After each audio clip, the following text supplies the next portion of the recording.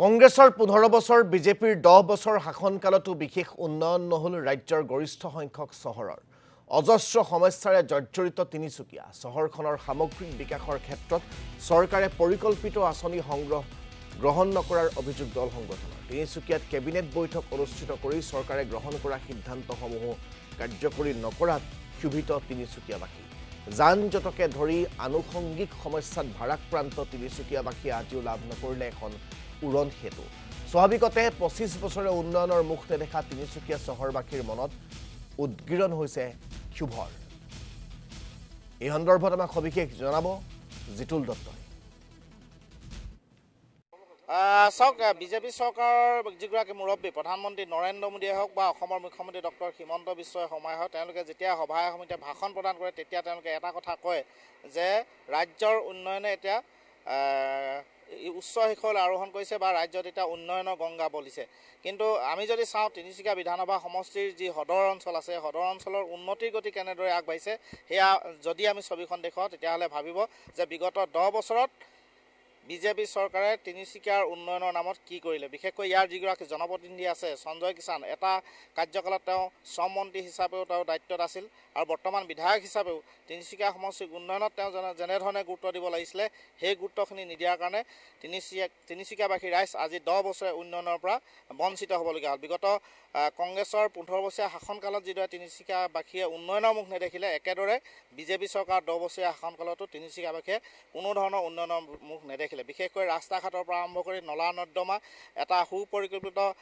যান বাহন পাৰ্কিঙৰ ব্যৱস্থা অথবা এটা আধুনিক ক্ৰীড়া প্ৰকল্প কোনো এটা বিষয়তে তিনিচুকীয়া আগবাঢ়িবলৈ সক্ষম নহ'ল যাৰ কাৰণে এতিয়া প্ৰতিক্ৰিয়া ব্যক্ত কৰিছে আটাচুৰ কেন্দ্ৰীয় সমিতিৰ সভাপতি মিলন বৰাগোহাঁই আমি তেখেতৰ পৰা প্ৰতিক্ৰিয়াখিনি জানিবলৈ চেষ্টা কৰিম যিহেতু 2024 চনত তিনিচুকীয়াত যিখন কেবিনেট বৈঠক অনুষ্ঠিত হৈছিল এই বৈঠকত কেইবাটাও সিদ্ধান্ত লোৱা হৈছিল তিনিচুকীয়াৰ উন্নয়নৰ কাৰণে কিন্তু সেই উন্নয়নৰ নামত আজিলৈকে ফুটা কৰিও এটা হৈ নুঠিল গতিকে তিনিচুকীয়াত কেনেধৰণৰ উন্নয়ন হ'ল বা যোৱা 10 বছৰত সঞ্জয় কিষাণে সমষ্টিটোৰ উন্নয়নৰ ক্ষেত্ৰত কেনেধৰণে তদাৰকী ভূমিকা পালন কৰিলে তেওঁ সফল হ'ল নে বিফল হ'ল এই কথাখিনি আমি আপোনাৰ পৰা জানিবলৈ চেষ্টা কৰিম যে বিগত 15 বছৰীয়া যি কংগ্ৰেছৰ শাসনকাল সেই শাসনকালত আমি ভাবিছিলোঁ যে তিনিচুকীয়াবাসীয়ে উন্নয়নৰ মুখ দেখিব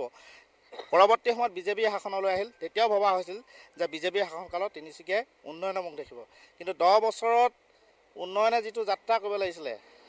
কংগ্ৰেছৰ দিনত যিটো পৰিৱেশ আমি তিনিচুকীয়াত দেখা পাইছিলোঁ একেই পৰিৱেশ বিজেপিৰ দিনতো দেখা পালোঁ ক'ত ব্যৰ্থতাটো ক'ত কি বুলি ভাবে আপোনালোকে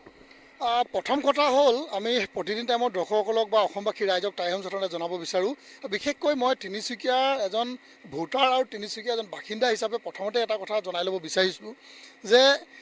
বিগত 10 বছৰ আগতে কংগ্ৰেছৰ শাসনকালত তিনিচুকীয়া জিলাখনৰ যি উন্নয়ন আছিল আৰু আজি 10 বছৰ পাছত এই বিধায়কগৰাকী সঞ্জয় কিষাণ বিধায়ক হোৱাৰ পাছৰ পৰা যি উন্নয়ন তাৰ মাজত কিন্তু পাৰ্থক্য আছে মানুহে হয়তো পাৰ্থক্য নাই বুলি ভাবিছে আৰু পাৰ্থক্য এইটোৱে আছে যে কংগ্ৰেছৰ শাসনকালত যি উন্নয়ন হৈছিল তাতোকৈ এতিয়া সেই উন্নয়ন কম হ'বলৈ ধৰিছে এইটো এটা পাৰ্থক্য আমি ভাবিছিলোঁ যে সেই সময়ত চৰকাৰখনে কাম কৰা নাই বা এই বিধায়কসকলে কাম কৰিব পৰা নাই কাৰণে ৰাইজে ভোটৰ পৰিৱৰ্তন বিচাৰি কিন্তু এই চৰকাৰখনক আনিছিলে এই বিধায়কজনক জয়যুক্ত কৰাইছিলে উন্নয়ন হ'ব বুলি চৰকাৰৰ তৰফৰ পৰা মুখ্যমন্ত্ৰীৰ তৰফৰ পৰা উন্নয়নৰ কাৰণে ঠিকেই গুণগান গোৱা হয় বা তেখেতসকলে ব্যৱস্থা গ্ৰহণ কৰি দিয়ে কিন্তু আমাৰ এই বিধায়কজন আমি অকমন্য বুলি ক'ব লাগিব তেখেতে কিন্তু কোনো ধৰণে নিজৰ দায়িত্ববোধ পালন কৰা কিন্তু আমি দেখা নাই তাৰ জ্বলন্ত উদাহৰণ আজি আমি য'ত থিয় হৈ আছোঁ এইটো আপোনালোকে চাওক এই তিনিচুকীয়া চহৰৰ পৰা চিপুৰীয়া অঞ্চললৈ যিখন এই ফ্লাইঅভাৰ বনাই থকা হৈছে আজি কেইবা বছৰ হৈ গ'ল এই ফ্লাইঅভাৰখনৰ কিন্তু কাম আজিলৈকে শেষ হোৱা নাই আৰু শেষ নোহোৱাৰ কাৰণ কি ৰাইজে আজিলৈকে জনা নাই আমি এটাই ভাবিব লাগিব যে যিহেতু চৰকাৰে ইয়াৰ বাবে পুঁজি আমন্ত্ৰণ দিছে কিন্তু পুঁজি আমন্ত্ৰণ কোৱাৰ পাছত কিদৰে ব্যৱহাৰ হৈছে তাৰ কাৰণে স্থানীয় বিধায়কৰ যিটো দায়িত্ব তেখেতে খবৰ ল'ব লাগে বা এই বিষয়বস্তুৰ লগত মুখ্যমন্ত্ৰীৰ লগত আলোচনা কৰিব লাগে চৰকাৰৰ লগত আলোচনা কৰিব লাগে তাৰ কাম কিন্তু তেখেতক আমি কৰা দেখা নাই আৰু আজিলৈকে আমি চকুৰে তেখেতক কিন্তু এই ফ্লাইঅভাৰখনৰ তলত কি কাম হৈছে আহি চোৱা কিন্তু আমি অন্তত দেখা নাই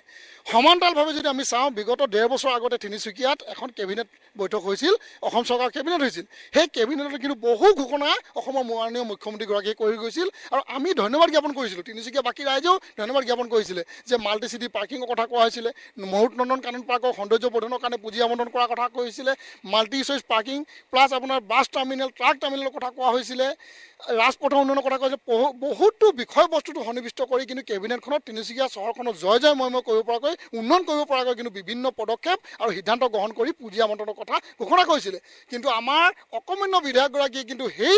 কেবিনেট বৈঠকখনৰ পাছত কিমান দূৰ এই বিষয়বস্তুবিলাক মুখ্যমন্ত্ৰী ডাঙৰীয়াৰ লগত আলোচনা কৰি আগবঢ়াই নিলে প্ৰশ্নবোধক। তাৰ কাৰণে আজি আমি ভুক্তভোগী হ'বলগীয়া হৈছে। আমাৰ তিনিচুকীয়া জিলাখনৰ চাৰিওকাষে যদি আপোনালোকে চায়, প্ৰতিদিন টাইমত দৰ্শকসকলে হওক বা ৰাইজে যদি তিনিচুকীয়া বাহিৰৰ ৰাইজে এবাৰ আহি যদি চায়, ডুমডুমা সমষ্টিৰ পৰা যদি আহি কোনোবা লোকে আহি চায়, তিনিচুকীয়া সোমোৱাৰ লগে লগে ৰাজপথৰ অৱস্থা জৰাজীৰ্ণ। মাকং সমষ্টিৰ পৰা যদি আহি পায়, অহাৰ লগে লগে তিনিচুকীয়া সমষ্টি সোমোৱাৰ লগে লগে ৰাস্তাখিনি বেয়া। দুলীয়াজান সমষ্টিৰ পৰা যদি আহি তিনিচুকীয়া সমষ্টি পদাৰ্পণ কৰাৰ লগে লগে ৰাস্তাৰ তথৈবজ অৱস্থা। চাবুৱা সমষ্টিৰ পৰা অহাৰ লগে লগে, চাবুৱা সমষ্টি শেষ হোৱাৰ লগে লগে তিনিচুকীয়াত ভৰি দিয়াৰ লগে লগে তথৈবজ অৱস্থা। কি উন্নয়ন হৈছে? গতিকে অকমন্য বুলি ক'ব লাগিব। আৰু বিগত সময়ত এই বিধায়কগৰাকীৰ অকমন্যতাৰ কাৰণে বহু বিষয়বস্তু এই নিউজ মাধ্যমৰ যোগেদি প্ৰকাশ পাইছিল। গতিকে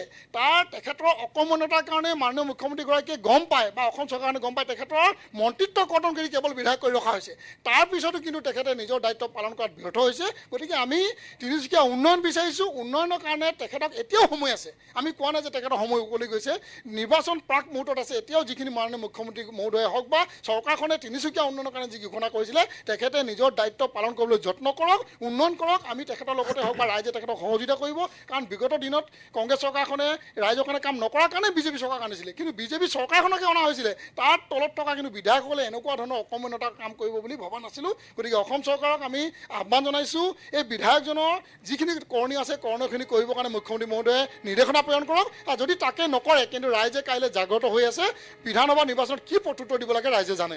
ধন্যবাদ জ্ঞাপন কৰিছোঁ আপোনাক এই মুহূৰ্তত জিতুল দত্ত।